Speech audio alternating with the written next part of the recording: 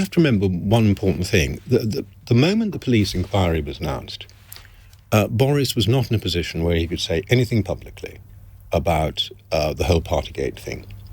If he'd said anything to defend himself or to whatever, it would have been regarded immediately by the opposition as an unwarranted interference by the head of the government in the independent operational activities of the police. So you'll notice, if you look at his record, he goes completely silent on the question then. There are no apologies, no admissions, there's nothing said until the police announced they're concluding their investigation. That's actually why I think it's a disgrace that Keir Starmer has effectively interfered with the Durham police operation by announcing what he would do if he's found guilty. But that's a side issue. So what that makes it look like is that Boris is dragged into apologising and so on. But actually, he will have been advised by lawyers and tied down and told, you can't say anything about this because it's an ongoing. He could have done before the police got involved. He could. He could have done, but I don't think at that stage even he knew the extent of what was going on. But he either knew there was a party or there wasn't. He either knew he'd stood there and had a drink. I don't think he regarded it at the time as a party, but as a legitimate activity. And that is a matter... Yeah, but that's your view. Well, no, that was the law. Well, the law doesn't use the word party at all. So that if you look, let's go back to this legislation that you expect Boris to have a detailed knowledge of. He's the Prime Minister, but clearly you don't have a detailed knowledge of.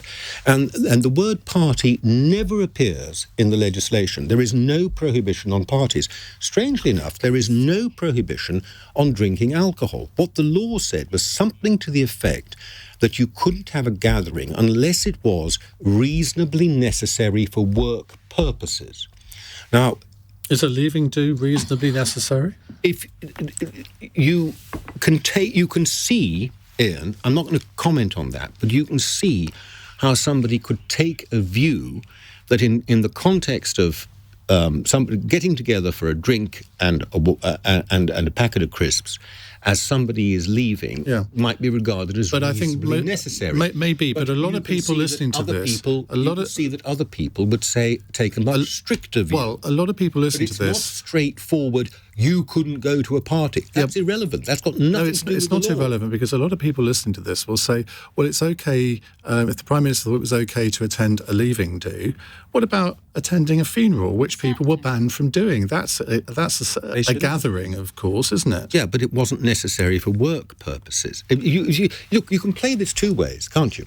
You can say, let's stick to exactly what the law said. The Prime Minister should have known exactly what the law said. You don't, but that's what you want the Prime Minister to do. Well, if he's making the law, you can sit and argue it. He doesn't make the law. The law's made by Parliament, nor is it written by him. Boris doesn't sit there writing the law. Well, that's hair-splitting, isn't it? But you can sit and argue this as lawyers, or you can say, which I'm perfectly willing to say also, see, where your argument falls down, impression and the look of it. And if you took a look at it from the look point of view, then yes, the comparison with a funeral. Where your argument falls down is that I know for a fact that there were detailed discussions about all of these regulations around the cabinet table when Boris Johnson was present. So just on that basis, he should have at least known what the regulations were.